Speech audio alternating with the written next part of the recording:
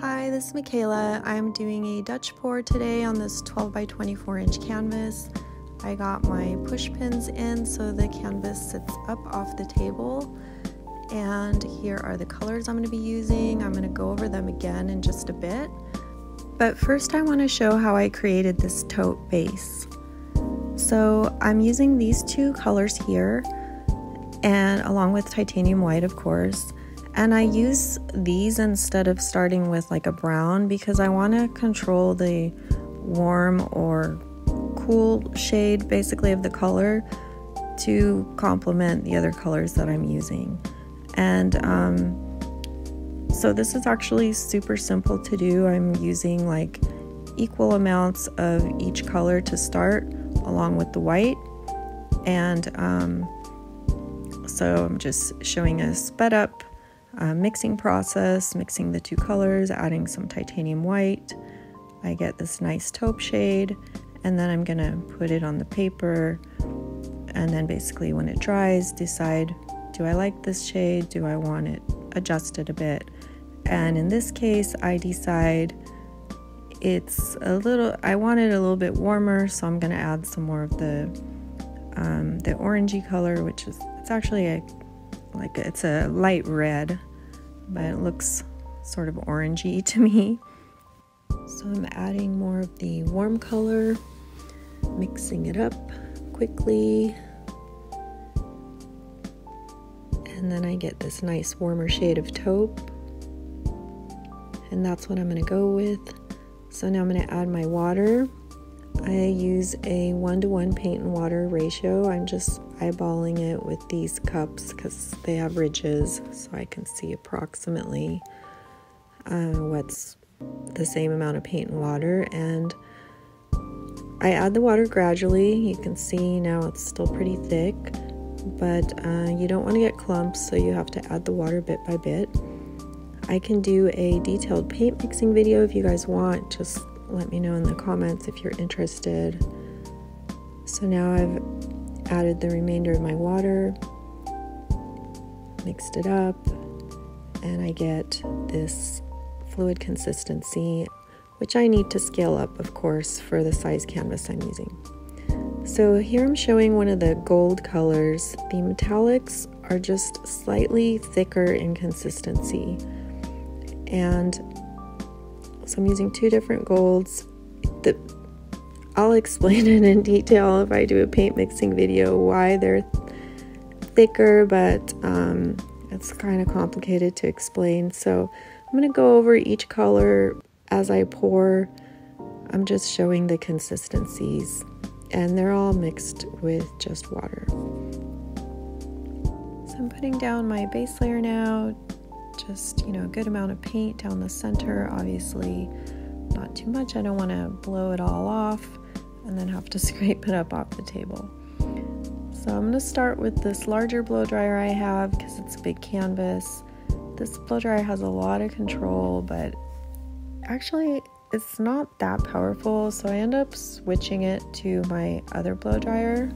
So I sped it up a bit because it was taking so long to spread out this base layer with this particular blow dryer, and that's why I switched to this other one here, which has a real concentrated flow out of the nozzle, and it's more powerful. So you can see how well it's spreading like that paint from the center out. And my goal was just to have this super thin layer, and I do vary the amount of paint I use as a base layer. But in this pour, I'm just using very thin base coat. So I just want to get some paint on the sides. And I'm going to start with my first color. I've listed the colors on the bottom of the screen as I pour each one, so you can see the brand and the name of the color. It's this beautiful deep brown by Amsterdam. And now I've got this iridescent gold, this beautiful turquoise green, and iridescent blue green. These colors are super nice contrast to the taupe. This phthalo blue color is actually a real turquoise shade, but the camera doesn't pick it up.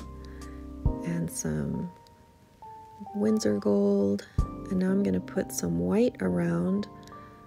I'm adding the white around these colors because I'm going to blow the colors towards the center, and also I'm sort of creating a buffer between the taupe and the colors. I don't want the taupe to muddy up my colors, so I'm just adding a little bit of white around the colors to keep them nice and bright.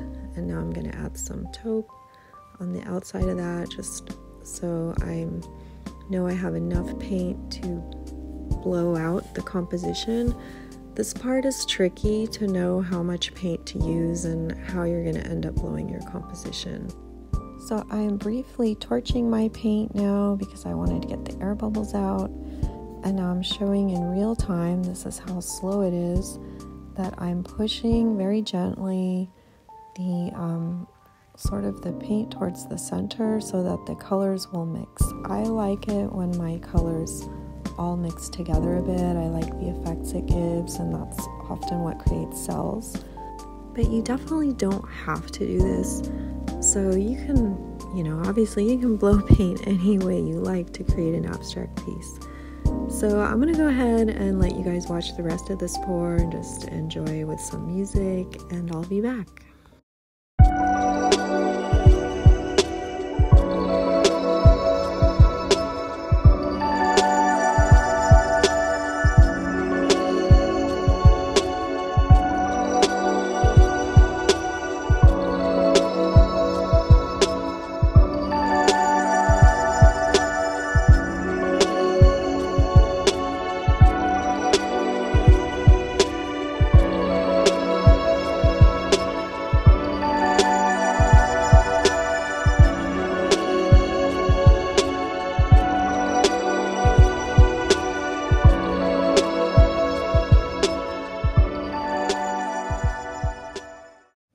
Okay, I'm just popping in to show this problem I had here with this ridge of paint right there. So there's a ton of paint left on the canvas there, and even though this composition's really beautiful, if I leave it, it's probably gonna crack.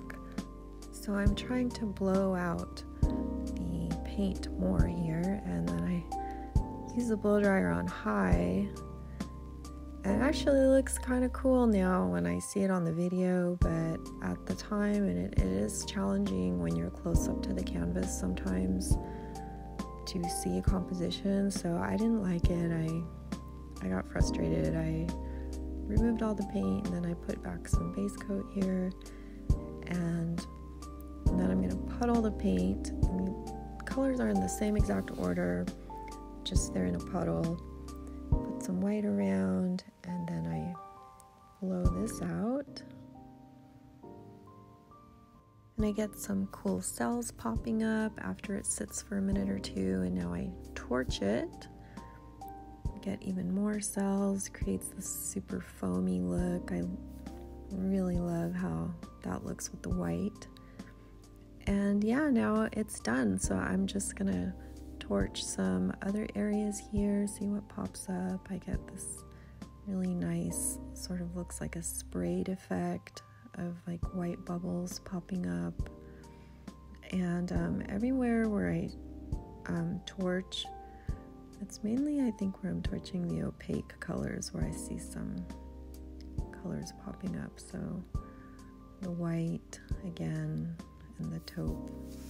I get like these little air bubbles popping up and create some really cool details. So I just do like a quick once over with the torch. If you hold the torch a long time, you'll burn the paint, you'll kind of ruin it, so it's why the torch is moving quickly. And here it is. I'm just gonna turn it. I've got one last spot I want to show, the white again. Lots of cells pop up, and here it is. So let's zoom in on the finished pour. See lots of really awesome details with those little white cells and the flow. I really love this pour. It has great dynamic flow and lots of cool cells. it's, you know, not uniform and like there's a lot of variation in it. I really love the part I redid there. It has a lot of gorgeous details. So yeah, I'm gonna be back with the dried result now. Here we go. I'm showing it on the wood floor because the camera doesn't pick up the turquoise on the white walls. So this is how it dried, pretty much exactly how it was wet. All the details are still there. It didn't change, it didn't move because again I used that very thin base layer. I didn't use too much paint, so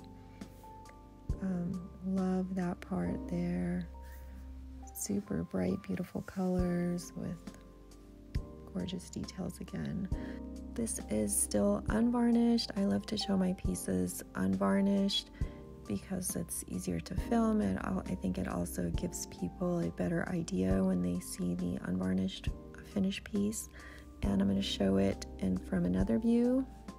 So this composition is super cool because it works horizontally and vertically, and I'm showing it here in like brighter light so you can see like the iridescence and the gold reflecting. Anyways, I hope you guys loved this video. Please like and subscribe if you haven't. It will really help me and my channel so I can make more videos like this. Also, again, let me know if you want to see a paint mixing video. And thanks for watching. See you next time. Bye.